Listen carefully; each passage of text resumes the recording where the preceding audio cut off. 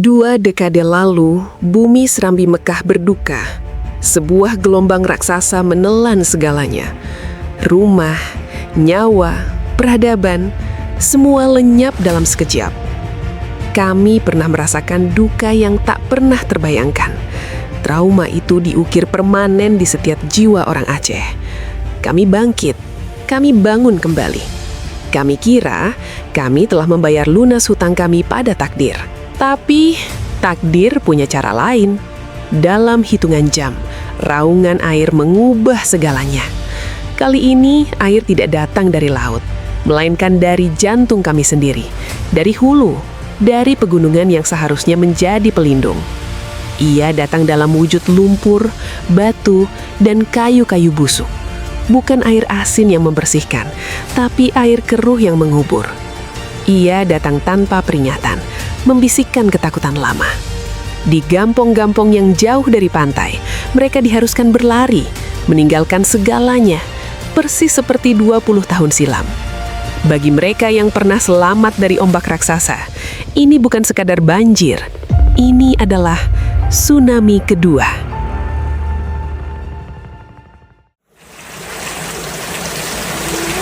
Curah hujan ekstrim adalah pemicu.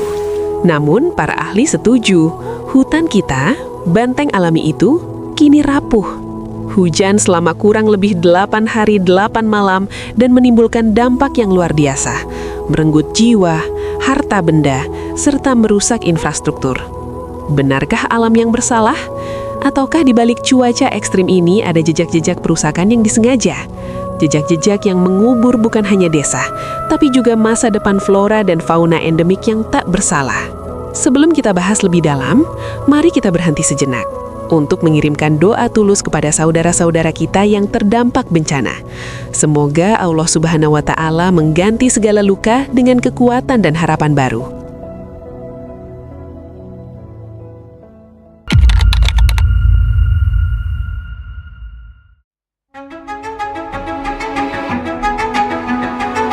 Pada bencana banjir dan longsor Sumatera kali ini, deforestasi masif atau alih fungsi hutan primer menjadi hutan tanaman industri atau HTI dan perkebunan kelapa sawit diduga sebagai penyebab utamanya. Perkebunan sawit yang luas membentang di wilayah dataran rendah. Sementara itu, di dataran tinggi, kita dapati area hutan tanaman industri HTI yang didominasi oleh pohon-pohon eukaliptus dan akasia. Dan inilah akar masalahnya. Perkebunan monokultur ini, baik HTI maupun sawit, ditanam secara berjarak. Karakteristik ini meninggalkan lapisan tanah yang terbuka lebar dan memiliki sistem perakaran yang lemah. Akibatnya, ia tidak mampu mencengkeram tanah dengan kuat, menjadikannya sangat rentan dan siap kapan saja memicu bencana longsor. Menurut data dari Global Forest Watch, dalam 2 dekade terakhir, Indonesia telah kehilangan lebih dari 10,5 juta hektar hutan primer. Ini adalah kehilangan yang masif. Skala deforestasi ini paling parah terjadi di Pulau Sumatera, menyumbang hampir setengah dari total kehilangan. 4,5 juta hektar hutan telah lenyap dari wilayah Sumatera saja. Puluhan ribu hektar hutan lindung dan kawasan konservasi telah dirobek. Perubahan ini bukan ulah alam, tapi hasil ketamakan manusia. Kanopi hijau dihancurkan oleh gempuran sawit, tambang ilegal, dan penebangan liar. Ketika hutan hilang, kita kehilangan penahan terbesar kita, spons raksasa yang seharusnya menyerap miliaran liter air hujan. Kini, air itu tidak lagi tertahan. Ia meluncur turun, membawa lumpur, batu, dan kehancuran. Inilah yang kita sebut banjir bandang.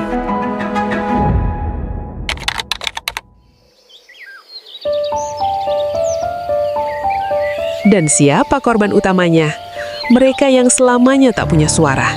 Mereka adalah keajaiban flora dan fauna endemik Sumatera yang istimewa.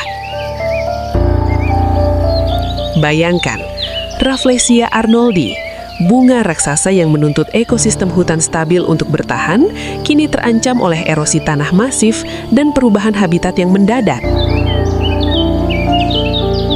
Anggrek hutan endemik yang hanya bisa hidup di bawah naungan kanopi pohon-pohon besar, kini mati terjemur matahari atau tergulung dalam lumpur arus.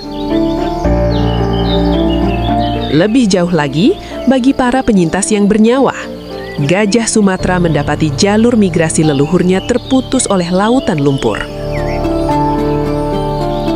Harimau Sumatera kehilangan area perburuannya dan terpaksa berkonflik dengan pemukiman.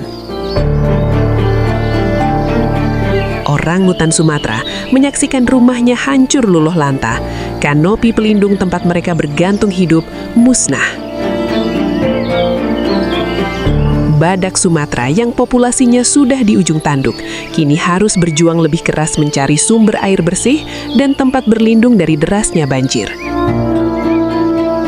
Bahkan, burung-burung langka seperti murai batu atau serindit Sumatera yang hanya bersarang pada pohon-pohon tertentu, kini mendapati sarangnya lenyap tak berserak. Bencana banjir ini seperti palu godam yang menghantam dan menghancurkan seluruh tatanan hidup mereka, memusnahkan sumber makanan, dan bahkan menyeret anak-anak mereka. Ini bukan sekadar 1 atau 2 pohon tumbang. Ini tentang hilangnya seluruh rantai makanan secara fundamental. Ini adalah tanda kepunahan lokal yang tak terlihat, namun terjadi di depan mata kita. Mereka adalah korban yang tidak akan pernah menuntut ganti rugi, namun kehilangan mereka adalah kerugian abadi bagi dunia. 10 meter, kira-kira 10 meter kami lari langsung kalah. Anak yang awalnya dipikirku dipajit langsung dipeluk gitu. Yang anakku terus di badan. Nyalah miliki kiko. Sempat kami kiko jawab tangan semana. Entah apa benda yang lewat nak tahu, kami pelukan mereka. Mati ikhlas. Allah.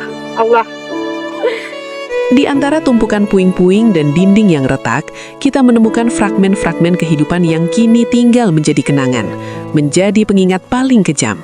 Betapa cepat, betapa mendadak, banjir bandang itu melahap. Kok bisa bernafas gitu? Tagak banjir, pelu anak wak, aku tuh anak wak. Adik selamatkan bunda aku. Adik selamatkan bunda aku, katanya. Terima kasih nak. Pak tolong cium-cium anak. Terima kasih nak. Di tengah kekacauan itu, mereka saling menguatkan, saling menjaga, saling membantu mencari anggota keluarga yang hilang. Setiap langkah pengiriman logistik adalah tantangan. Akses jalan terputus total, jembatan runtuh, jalur tertimbun, suplai makanan, obat-obatan, dan bahkan air bersih harus menempuh medan yang tak terbayangkan.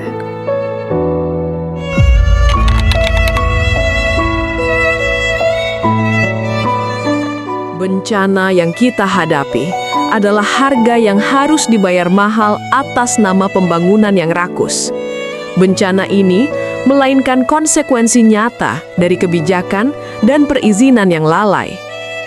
Kita menyaksikan sendiri air mata tumpah di atas puing-puing rumah dan lahan pertanian yang hancur. Bukan hanya kerugian materi, tapi hilangnya masa depan, hilangnya rasa aman, dan luruhnya kepercayaan kepada mereka yang seharusnya melindungi. Oleh karena itu, kami mendesak agar penyelidikan segera dilakukan secara transparan dan tuntas untuk menyeret pihak-pihak yang bertanggung jawab ke meja hukum. Kita tidak bisa lagi menoleransi praktik kotor di balik meja-meja kekuasaan, di mana izin dengan mudahnya diperjualbelikan. Korupsi perizinan adalah akar dari tragedi ini. Kami menuntut agar jaringan ini dibongkar tuntas, tidak ada impunitas.